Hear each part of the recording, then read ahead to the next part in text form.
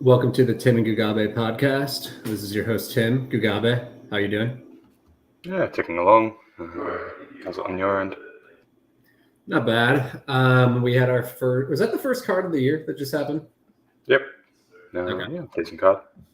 Yeah, that was Strickland and Imavov. If you want to recap it just briefly for like 5-10 minutes, and then we will go on to UFC 283. I did well from like a prediction standpoint. I like picked them all right, except I got Vieira wrong, which I kind of thought was a bad decision. Strickland Imavov was about what I expected. I actually thought Imavov kind of like fought pretty well, you know. He didn't like death. He looked better than in the Buckley fight, wouldn't you think?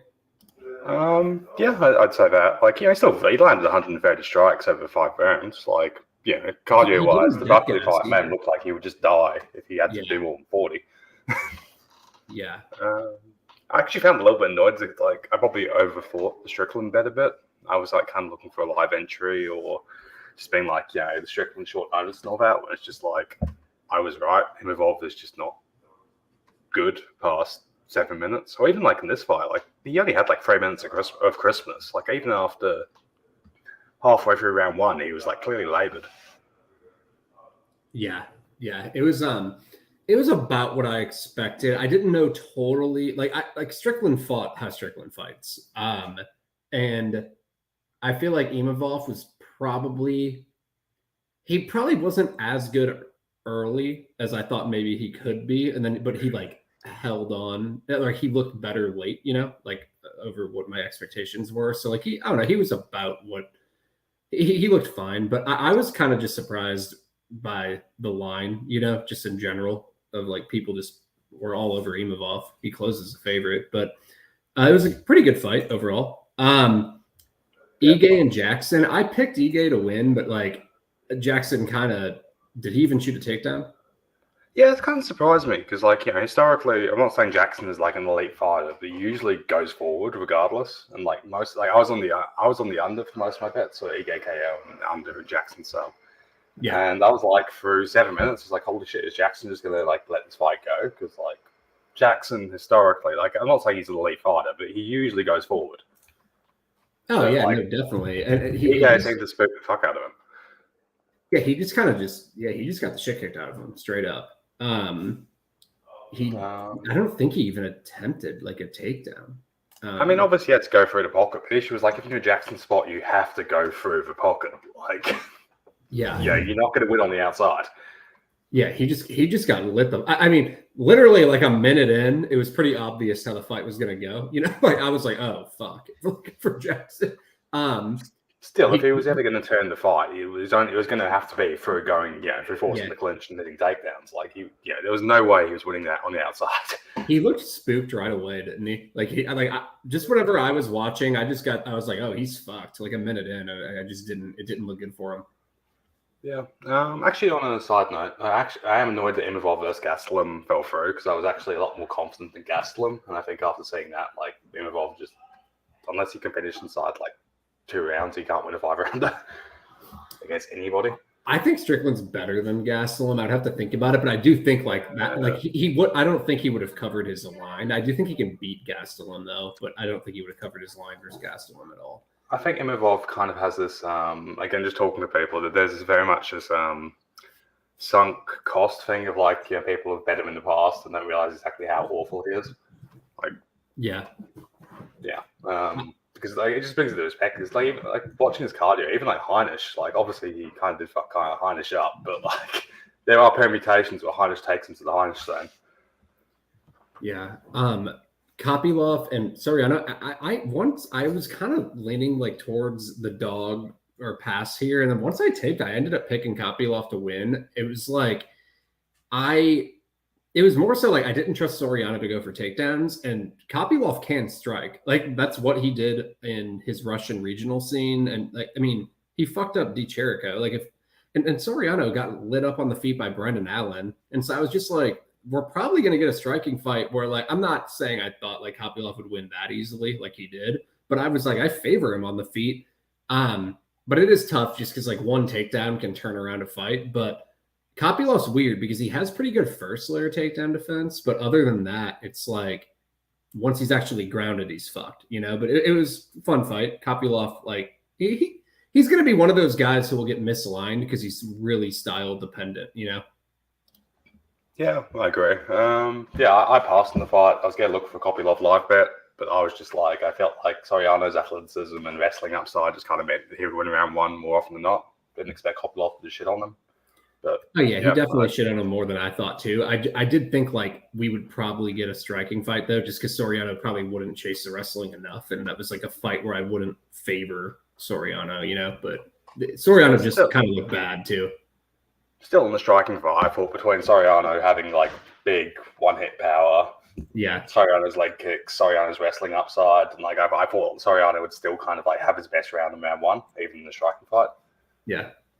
I didn't expect Kopylov just own him. So yeah. Oh yeah, I mean, it was definitely way easier than I thought too. Even when I picked Kopylov, Pennington and Vieira, I picked Vieira to win. I thought she. Did you think she won? Like I thought it was kind of obvious. I mean, replay the fight 100 times. I don't think Ketlin like wins a mass. Yeah, I don't think. Agreed. Yeah. But I felt she won the fight. It's a split decision. What, 7 out of 10, 6 out of 10? You know, it's like, but it's a 50-50 fight. But I do think Vieira won that version of the fight. Like I thought she won rounds 1 and 3, and it was kind of like what, you know?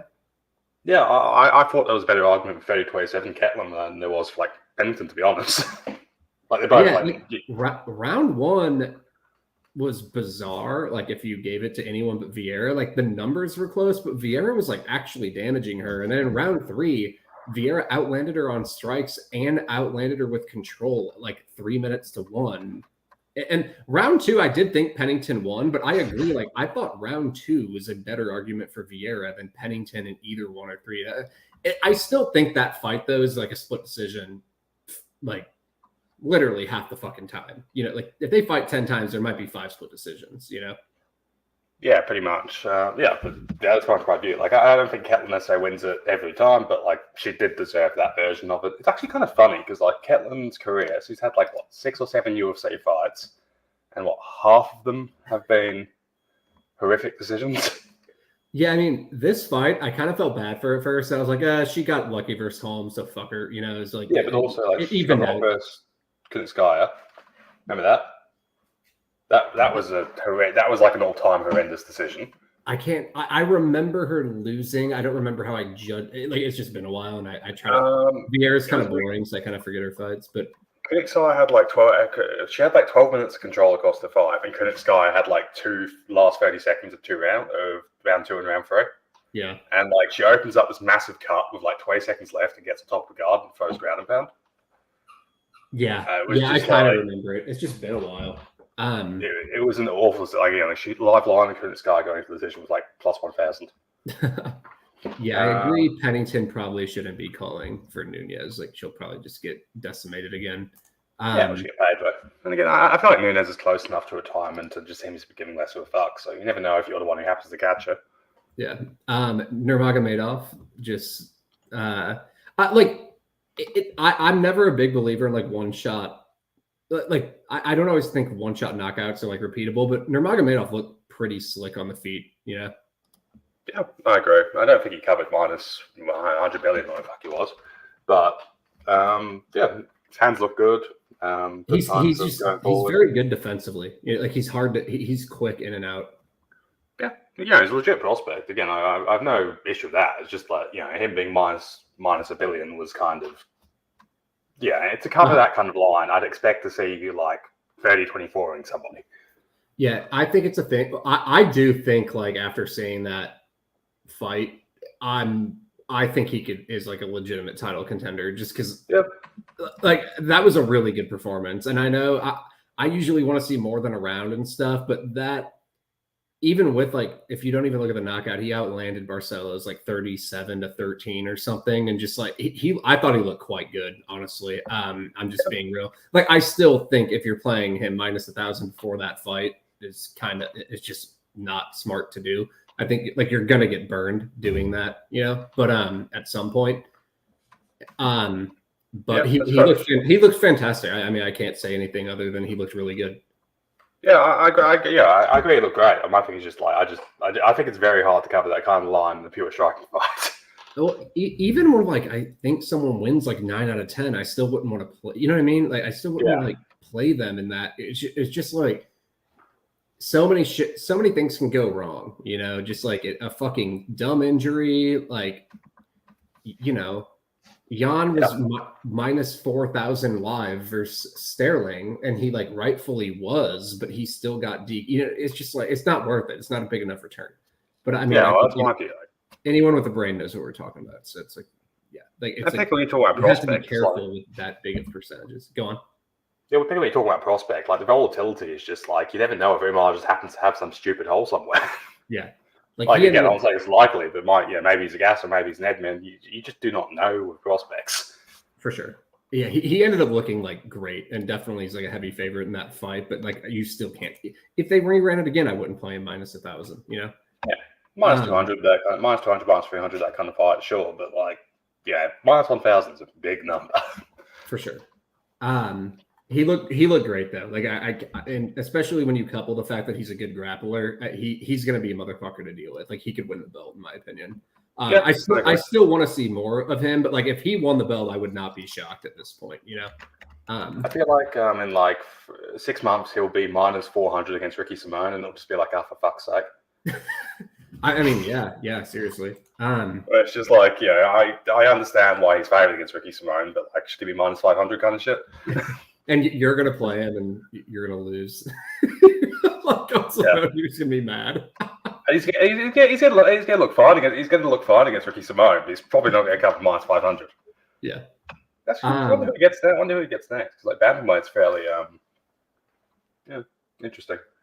Yeah, I think he's a good prospect. It's just it's a deep division, and I just feel like that last name's going to make sure he's going to be prohibitively favored. Yeah. Well, all right, let's move on to UFC 283, Glover and Jamal Hill. You can go ahead and you can just take this wherever you want. I think it's an interesting fight. I think it's like close to 50-50. Kind of lean Glover, just I feel like takedowns a bit more. Yeah, I think Glover can turn to take down something, and like the striking is Hill's definitely favored in the striking, but Glover does hit, and like I just think this is kind of similar to a jury dynamic. Good fight. Hope Glover wins anyway because I just like Glover. Alternately, if one of them pulls out and Paul Craig gets sole shot. Like honestly, if one of those guys pulls out, it's going to be Paul Craig or Drew Walker. We could actually be 48 hours away from Paul Craig or Johnny Walker being light heavyweight champion. That'd be funny. I'm not strongly opinionated, but I lean Hill a little bit. But it's a binary fight, and like someone's gonna look dominant. You know, like if Hill wins, he's probably gonna beat the shit out of Glover. If Glover wins, he's probably gonna murder him on the mat. I think we'd all agree. I was just watching and I feel like everyone who like follows me and stuff too are on Glover too. And I haven't talked about this fight yet, but I don't know. I was watching. People are using the Santos fight like against Hill, and I actually thought he looked good with his get-ups, and there's like 20 takedown attempts, and he's really good at just posting off the head and working up. And I also think Glover kind of shoots, and if you stop that initial shot, he kind of stops. He doesn't he'll chain a little bit, but like not a ton. And I feel like that is what Hill's kind of really good at stopping, like those initial shots. And I do think Glover can get him down, and like he could definitely get him down. And I do think he could finish him on the mat. But I just think more often than not, Hill is going to keep it on the feet or work back up enough to where he's going to put Glover away. And that's what I think is going to happen. It's not like a fight I want to like go bet Hill though, you know. What's the line now? But yeah, it's so binary, you know. Like you wouldn't be surprised either way, either guy way. Right? My view is like Glover has more of a chance of knocking Hill out standing than Hill has of doing anything on the ground to Glover. Like again, I'm not saying it's I hear you. I'm not saying it's prohibitive. I just feel like there is an area of the fight where Glover has a massive advantage, and the striking is definitely Hill favored, but it's not huge. The issue is Hill's now. Like I do lean Hill a little bit, but like the line reflects that he's like 5.5, 6 out of 10 now implied probability. It's like I don't, he's got to be winning this about 6 or 7 out of the times to be value. And I don't want to quite get there just because I do think he's untested versus a grappler like Glover. I do pick Hill to win though. If he was like plus 110 Hill or something, I'd be much more interested. But I do think he's going to win this fight. But it's minus 140. I also think a thing that like matters here in the line, especially in a close to line fight, is I do think Teixeira just like, I know we always say this about him. He's 40 something, he could easily look worse. And 100%. He was just in a war, and Hill's like trajectory is up. And you have to factor that in a close fight. You agree. Like Hill just leveling up is fully possible. And Teixeira just looking like shit is fully possible here. And I wouldn't be surprised if that happening either. But it's a fun main event. I like both guys. I like Teixeira. I like Hill. Teixeira's always been kind of one of my boys. It would be cool to see him win in Brazil. If he wins, he should just retire. It would be awesome. Yeah. Yeah. My thing is also the Santos fight. Again, I didn't mind Hill's grappling per se. It's more just how tired he got when he had to do grappling cardio for like. Yeah. No. I agree. If he gets tired, I think Glover wins that fight. Like Hill's main advantage is his pace and cardio, and if it just turns to Glover versus Hill, like it looks anything like Thiago Santos did past like round 2, I think Glover kills him at some point. If this gets to 4 and 5, I'll definitely be like worried for Hill. The thing is, I just feel like the winner's gonna win before that, But I do agree. Like there's concerns on Hill. I'm like not saying he's a lock here. Like I saw the same thing. He got a little tired. I still think even when he was tired, he still like handled things well at times, but there were openings that I do think someone like Glover could take advantage of. But I still think Hill's like, he's underrated as far as just like his ability to stop those first layer takedowns. And I really do like his get ups. Like the more I watch them, and I don't, Teixeira's a good grappler, but he's really going to have to, I think he's just going to have a tough time settling Hill. If he settles them, sure, he can win, but I think I just think he's going to have stretches of struggling. But I don't care who wins. I like both guys. I don't think I'm going to make a play on this because the line kind of got away from me. But any props you like? Not really. The under just feels super juiced. I agree it should be, but yeah. Glover KO might be up too bad because he'll go for TKOs, and even though he's KO is like plus 800 and sub is like plus 200, and I feel like probably should be a bit tighter either way. But it's a little scary. I think people have their thoughts here. The stupidest. It's not a trilogy. What do you call like quadrilogy? Quadrilogy. It's not stupid. They've been all fun fights apart from number 2. They've been fun, but they've been really dumb as far as like Davison fights are so stupid. He's the hardest guy to cap in MMA. The first fight, I thought he looked like a solid favorite, even though it turned out to be a draw. He looked just like way more effective. And I thought Moreno kind of got Figueiredo did more overall in the fight. Like if you just judged the fight pride rules of who won, you would have said Figueiredo for sure. Fight 2, Moreno looked minus fucking 800. And then fight 3, it was like a 50-50 fight. I agree with winding it extremely close here. I don't know. I don't even know what to think about this fucking fight. It should be lined really close. A couple just wrinkles because of the 4th matchup. I do think in Brazil really helps Figueiredo. Like if you guys are new to this game, there are awful decisions. If you think there's bad judging decisions, there's awful decisions in Brazil, especially because the crowd will be going absolutely nuts anytime Figueiredo has success. You remember these cards, right, Gugabe? Pre-lockdown. Oh yeah, 100%. They're bad. They're really bad as far as just you have to dominate to be sure you're going to get a decision against a Brazilian in Brazil. Yeah. So I think I just muted this. Hello. Yeah, you're good. Yep. My view was just kind of I felt like round 3, the third fight's probably the closest one to what I expect to see from this matchup. The first fight was kind of crazy to me because Figueiredo's cardio just was insane, and Figueiredo was obviously a magical wizard, but throughout most of his career, it's been pretty clear he can't really sustain that stronger pace because obviously he's got a fucking horrific weight cut in the way he fights. He's just very explosive. Second fight just seemed like, I'd also said Figueiredo. I think there's like a 10% chance he just botches the weight cut and he's like 35 at flyweight. So like that's also something that would like make me hesitant to play his money line at this price. Yeah. Like I think there's just a chance that because Figueiredo's just laid an egg like 3 or 4 times. And Moreno's just really tough. He has a high floor in general, Yeah. And I think, mate, I capped after the last fight, I capped Moreno about minus 150, minus 200 in that matchup.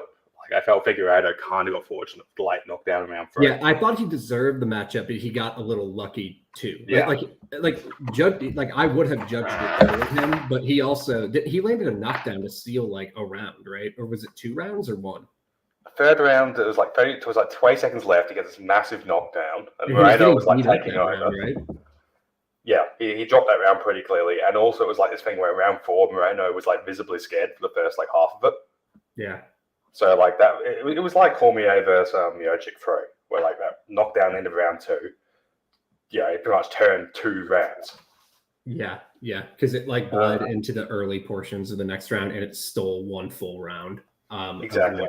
So it was annoying because like if he gets it a little bit early, he probably finishes. But even so it's bad luck that he didn't get finished because it was so late. But also it was good luck because it essentially flipped 2 rounds. If this was on neutral territory, I would favor probably Moreno. But because I still think it's probably going to be competitive, and there's a good chance it goes to the cards. I mean, it has twice out of the first 3. It just scares me because those decisions are just like terrifying in Brazil. They're really, really bad. My gut feel is probably Moreno minus 150, but combination of Brazil and also again, I didn't like how he approached Kai Kara France early. Like he was very kind of tentative on the outside. I'm like, to beat Figueiredo, Moreno has to go forward. And Moreno doesn't always go forward when he should. There's been in some of these rounds against Davison, I'm like, push a pace, and he just easier said than done. Figueiredo is very scary, but even in other fights, Moreno sometimes I feel like he has the cardio and the output ability to do it, but he doesn't always throw output. I don't think it's like a Tyron Woodley thing where Woodley is incapable of throwing a certain amount of output. It's just he gasses, blah blah blah. Moreno, I think could. He just doesn't fucking do it. Have you noticed that with him? Yeah, I agree. Moreno's got the best cardio in the division. It's probably the best durability in the division. And against Figueiredo, if I could be guaranteed that he would try to land 40 significant strikes around, I'd make him minus 200. Yeah. Because I think at that point, Figueiredo has to knock him out. Which he could, but he probably. Oh, yeah, definitely could. But so that's kind of I think Figueiredo is a bigger hitter, but is less durable. So the dynamic of the durability and sort of finishing kind of is evened out. Even around for fight 3, they both hurt each other a bunch. The inside distance does tempt me at plus 100 because I am pretty sure this is going to be an insane war and it's going to be 8 knockdowns. But I also, from having watched this fight multiple times, it's going to be a very frustrating inside distance. I think they now have 13 rounds of this guy, of these guys. I feel like the lines, I'm not looking at any line here being that's value. I just don't. I don't think it really works. I think people get the wrong dynamics, this kind of stuff. My read is probably Moreno minus 150, ITD minus 150. I agree with the Moreno money line, but the Brazil scares me too much. It's petrifying. Also, honestly, light bang's probably best because Figueiredo will probably do his best work early. Plus, it gets a feeling for what Moreno's actually trying to do. Because if Moreno comes out like he thinks Kai Kara France, I think he looks like an idiot and kind of gives Figueiredo his best possible chance. Yeah. If my opinion, Moreno, if I'm Moreno, I should be really pushing the pace as hard as possible. Yeah, you probably increase your chance of getting knocked out early a bit, but if you can make Figueiredo work, you win. Yeah. Yeah. I'm looking at props. It's whatever. Who cares? I don't know. I think it's I don't know how this fight's gonna fucking go. The first fight, I think I picked Moreno for the upset, and I thought it was I thought people were kind of writing him off, but then I thought Figueiredo looked like the rightful favorite, even though it went to a draw. The second fight, I picked Figueiredo to win, and Moreno just dominated him. Third fight, I picked Moreno to win. It was and I never get these fucking fights right, but I made a deal with myself a long time ago to just never bet Davison fights. They're too fucking hard, you know? He's the hardest fighter to cap in MMA, in my opinion, because his style is not process oriented. It's very like big moment, which is hard to call, you know? And he's looked really good in some fights, and then he's looked terrible in others. So yeah, I have no idea what to expect. I picked a Moreno to win, but I don't know. It's a tight one. Burns and Magny. I think there's value on Magny here. I haven't talked to anyone about this. I like Burns will probably win with the grappling upside, but like Magny is better in two areas of the fight. He's better. I think he's a better distance striker. Like if they kickbox for 15 minutes, you think you agree Magny would probably win, right? Yeah, well, especially on cardio. Yeah. And then he's got better cardio in my opinion. And then like people don't talk about this enough. Magny is pretty good at clinching people up against a cage, and Burns is awful there. Like go watch Gunnar Nelson with Burns. Like Magny could cage push and win on the feet and cardio. And like Burns probably will win, honestly, by like out grappling him and stuff. But that means he also has to follow a game plan at a minus 460. And like, I don't know. I just don't. He's probably going to win on the mat, and you probably agree. But I don't know. There's plenty of ways for Burns to lose this fight, don't you think? Yeah, I agree. I think it's kind of one of those weird fights where the Burns most likely win condition is like a 3-minute sub. And everybody's like, oh, Burns would never have lost that fight. You fucked him up. It would look like RDA versus Magny kind of a thing where like Burns just immediately gets us up. Yeah. But I feel like if this goes past 5 minutes, this is going to suddenly be very interesting because Burns is gassy as fuck and Magny will pull him into the Magnyverse. 100%. Betting Magny feels a little bit shit just because I feel like there's a good chance you just instantly lose your money. Yeah, for just sure. Inside 2 minutes, and I'm just like, oh, I feel like a retard. You could get Magny plus 150 after a round, being like pretty confident on how the fight's gonna go, you know, and avoid that early finish because I do think Burns just subbing him instantly is very possible. You could get Magny plus 1,000 after a round, honestly, and like just be like, well, yeah. Burns is starting to puff a bit. But let's say Burns gets a takedown, turns into 3 minutes control, but doesn't quite get the finish, and like they're starting to breathe heavy. It's like, well, might as well go for the Magnyverse. Like, we've got to respect Neil Magny. Yeah. Burns probably just beats him on the mat. I do think that's probably going to happen, but like, dude, minus 460 is just way too fucking wide. If you're minus 460, I basically want it to be like I played Basharat in a parlay last week at like a better price, and like Basharat had that guy covered everywhere, you know, where like he can win wherever the fight goes. He doesn't have to follow a game plan. We're like, that's not the case with Burns. It's just. He has to follow a game plan, and if he doesn't, I think he's worse on the feet. Like over the course of 15 minutes, so it's scary. It's very scary here. And the whole cardio thing, like, but it's not like Burns has redundancy where you can just go, oh, I'm gonna go for 10 takedowns, kind of thing. Yeah, like, I would much rather take Burns RTD plus 100 or sub 1 plus 500 than I would his money than I would 100%, 150. Yeah, I took a bit of Burns sub plus 250 because I'm just like, I think that's a decent line, but like, that's a good line. That's a much better line. Yeah, because he either fires that off or Burns. I just feel if it goes past 5 minutes, as a Burns betty, you're starting to go, oh fuck.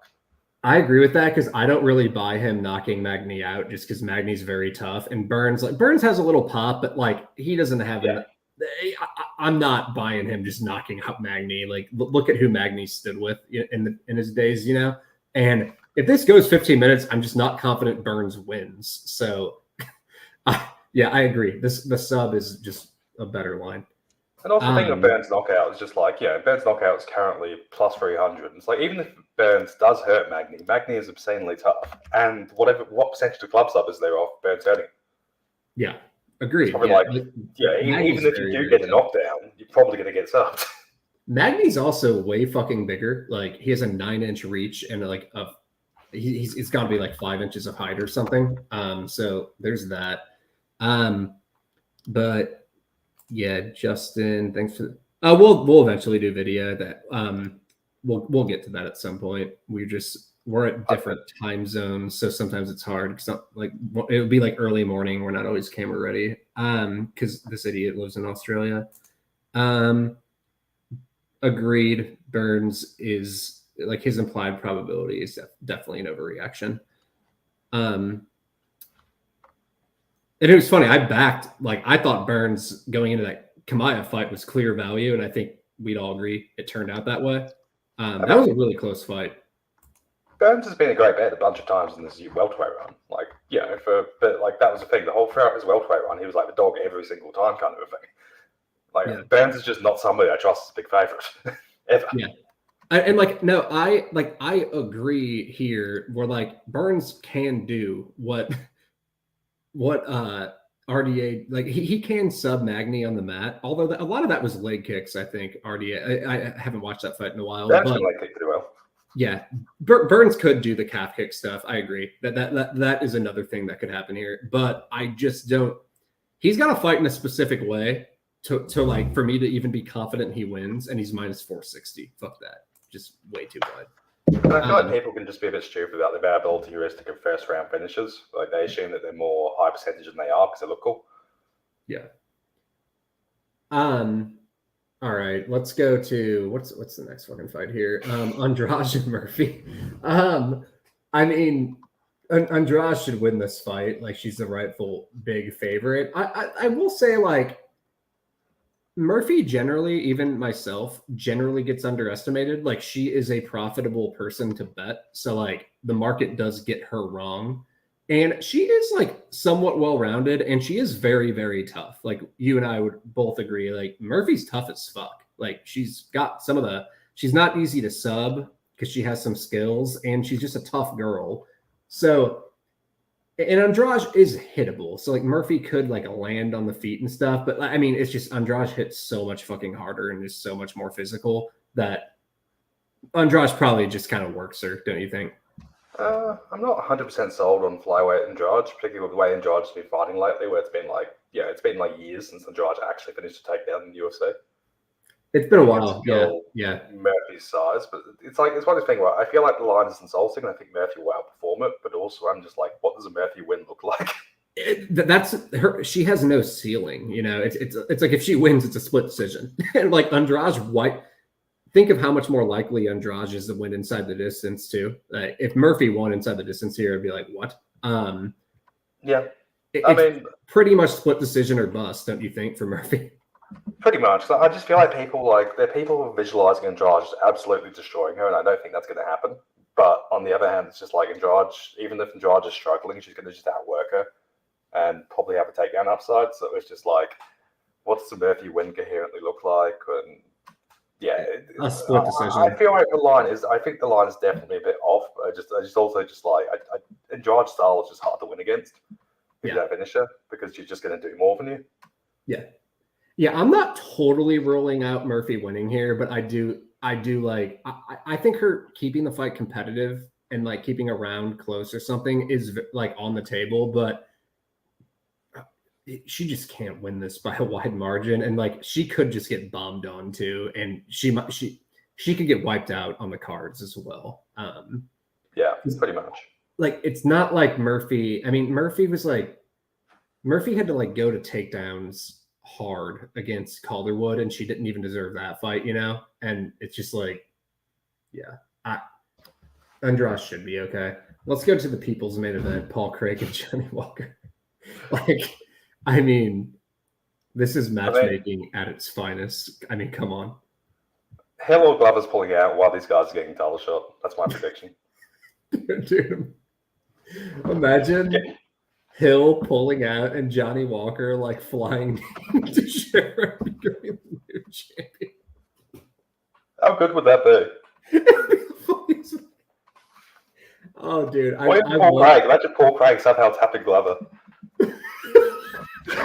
Dude, I was looking at Paul Craig's record is so funny. He has like 3 finishes over the 3 best light heavyweights in the world, and then he loses to like Metafield, he loses to like terrible fighters, but he like Jimmy Crute. I mean, these aren't terrible. How dare you call Jimmy Crute and Tyson Tetcher terrible? I'm just saying. Metafield is the only terrible fighter he's lost against.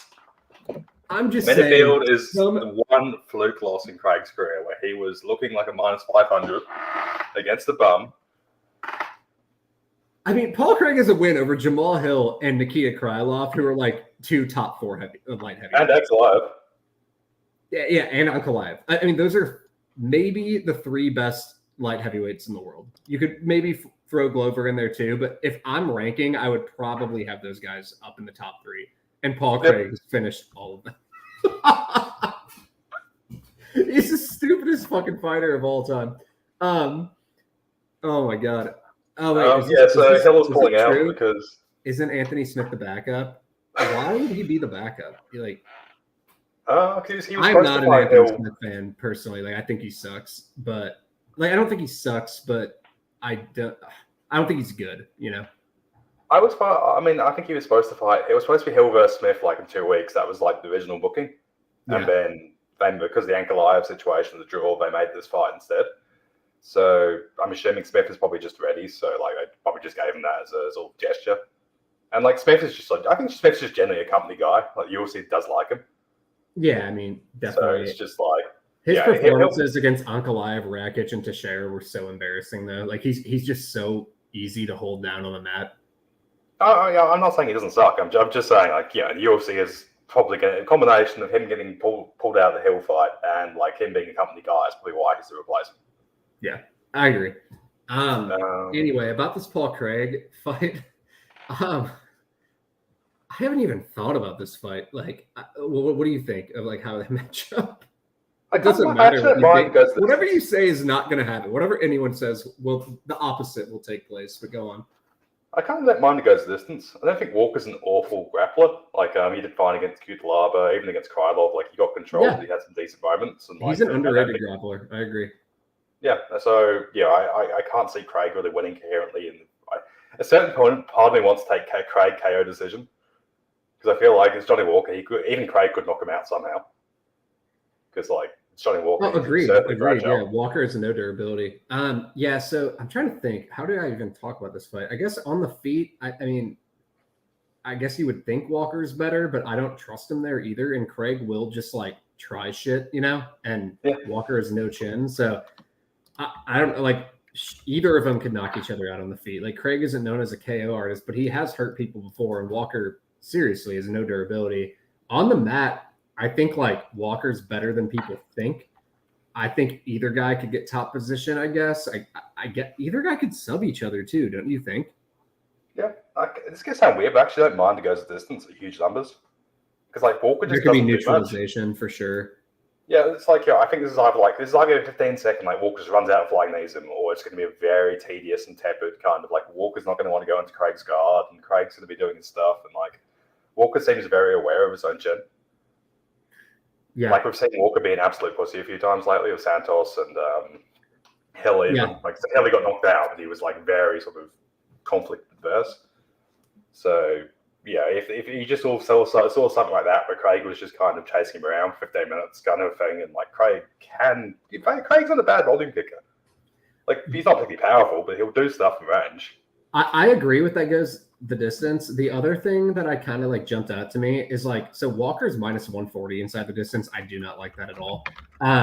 Craig inside the distance plus 225, I actually think is a decent number. I literally think he could win by knockout, and he always has that sub path, I don't rate Craig sub against Walker. For some reason, I think Walker. I'm skeptical Craig can sub Walker clean. I think if anything, Craig's finishing is probably more down to KO than is down to sub in this fight. I still think he can sub Walker. I do agree it's less likely than people would think because I've noticed that about Walker's grappling too. That it's like he has jiu-jitsu, like he knows jiu-jitsu positions, and he seems pretty aware down there. But it's still Paul Craig. Like Paul Craig still has submitted like a lot of guys you wouldn't think he would sub, and then.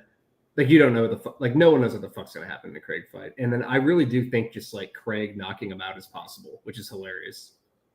Yeah, Craig got KO plus 1,000. Let's all throw the house on it. Craig, I wish it was bigger. The issue with Craig is that line's been ruined by like Jamal Hill wiki capping. Because remember, Jamal Hill was a KO because of the fucking arm, which was Yeah, I remember it was one of the biggest yeah. travesties because he was in the triangle and the ref waves it because of the arm, and like that was I had Craig sub and I was so pissed. I will warn you, Fight IQ. Good work, Fight IQ. If I did fight a plus 1200 is unlikely. Yeah. Like, I mean, I don't think Craig is going to win by decision either, but I could see Craig consolidating top position. We've seen that with Walker. So like, you know what I'm talking about, right? Like Krylov did it. Krylov's a better wrestler than Craig, but Craig lands a couple takedowns per 15. He could like Walker plays guard, right? Yeah. Yeah. Like I could see a Craig decision. I agree. I don't think it's going to happen. It's plus 890 for a reason, but this is a 4 outcome, or this is a true 6 outcome fight. Like usually I really could see Craig winning by decision, KO or sub, or Walker winning by KO decision or sub. Can't you? Like they're all feasible. Yeah, but my thing is just I feel like on the feet, Craig could be the minute winner. It's possible. I don't. He throws like he does that kind of leap lower kicky stuff. He's not a good kickboxer, but like if Walker's doing this kind of I'm going to go backwards and I don't want to have a fight kind of thing. Yeah, and Craig just sort of spams medium body kicks and that kind of stuff. But I don't think it's impossible. Yeah, I agree. Like Craig attempted 120 distance strikes against Ozdemir. Craig does actually put up a pace standing. Yeah, I mean, he's offensive minded for sure. He's aggressive. I can't believe this fight, and then we have Moreno Figueiredo in the same main card. Just shit's gonna go down. But any other fight you want to talk about? I think the Bonfim fights aren't bad. Lazez and the other Bond and Terence McKinney. Yeah, they're both fighting. Yep. I think Lazez is a decent spot against Gabe. Probably better live bet, but I think Lazez is like a decent mid-tier welterweight. Stupid durable, decent, well put together, grappling a little bit of a hole, but Gabe seems a bit gassy and like probably wins round 1 at a decent clip, but I think Lazez could definitely pull him back. I think Lazez is just generally a decent fighter. I haven't taped that yet, so I can't comment on it, but I think Ismail Bonfim should be favored against Terence McKinney. I think the line's stupid. Yeah. You have any Terence thoughts? McKinney is a magical wizard though, so.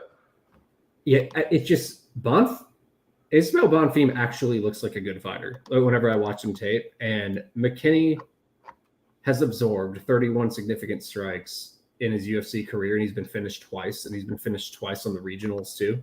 And it's like, if you put up resistance against this guy, he's a terrible nail. And Ismail just seems more durable, and I think he's just going to survive and put McKinney away.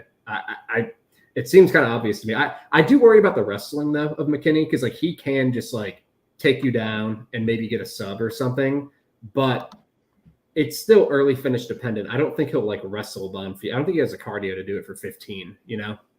It's still like McKinney's got to walk out there and get an early finish, or I think he's fucked. And Bonfim seems like a good fighter. He has like pretty good takedown defense, and he's a way better 15-minute boxer. Like he could get memed early, but he's never been knocked out in his career. I've never even seen him dropped. I think he's gonna fuck McKinney up. Yeah, that makes sense. Just a frustration if a McKinney win is going to be like a 3-minute knockout or sub, and you're going to be for sure. Like McKinney is a guy who you play as an underdog. You do not play him as a favorite. Agreed. Yeah, pretty much.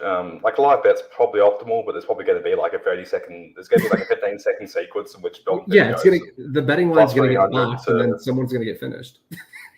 Yeah, pretty much. Like Bonfim's going to go from plus 200 to minus 5,000 inside 15 seconds. Yeah, I mean, seriously, but I like Bonfim a lot there. I favor him as like a decent sized fan. I do think. I mean, of course, McKinney can knock him out, but I like Bonfim's defense. He rolls with shots well. He's very he has good vision on the feet, and McKinney is a early finish merchant or bust in general. I've only played one McKinney fight. I played Dober against him. Obviously a little scary, but it's still like McKinney's got to finish him or he's fucked. Driving what else? I took a little bit of Wally Alves' dog against Dalby, just because Dalby's 38 and looked like an absolute corpse against Silva. I take that. I picked Dalby there. It's a mess though. Like it's a close fight. but I did pick. Still going to have a hard 5 minutes to start off fight. Again, if Dalby pulls away late, I'm not shocked, but like I think Worley probably wins round 1 in the good clip. Yeah, the issue with Worley is like, has he ever looked like he kind of like either gets his finish or he kind of sucks. Like I don't know. Like I just don't like his durability. James Krause, the GOAT capper, like just put a pace on him and dominated, and I just feel like Dalby could probably do the same thing. Yeah, Dalby Silva was such a bad look. It was, he but almost lost to Claudio Silva. It was a bad look, but like Silva went for like multiple like takedown after takedown after takedown, and Alves only shoots like 3 takedowns per 15s. I don't think like the same dynamic will play out. I think there will be like more striking where Dalby can just beat him up. But like I do think like Alves is going to probably win round 1. You know? Yeah, pretty much. Yeah, my view is again, worst case scenario, I can sort of bail on Alves and get like Dalby plus 300 and be like, all right, that's okay. I kind of like the under in that fight. I just like Dalby is not. I just don't trust Dalby's finishing. Like again, I had the same thought against Claudio Silva, and he couldn't finish Claudio Silva in round 2. Who looked like he was about to quit in the stall. It's weird because like Dalby generally wins by decision, but the last like 6 fights of Alves have all ended like only fought one of them has even got to the 3rd round, you know? And it's like I just feel like but like Dalby's gonna come after him. I think it's gonna be chaotic, dude. And I don't trust Alves as gas tank. I think he'll just probably get finished late, or Dalby might get killed early, or Dalby might kill him early. I don't know. I just don't trust Dalby to like convert to a finish at this point because it's like, Alves could just melt.